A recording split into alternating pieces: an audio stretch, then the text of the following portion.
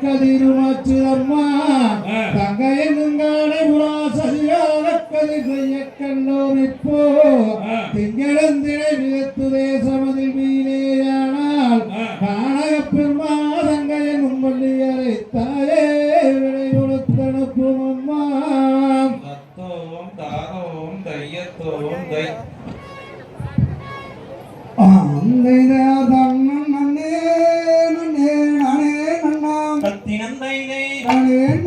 சொல்லம்மா சொல்லு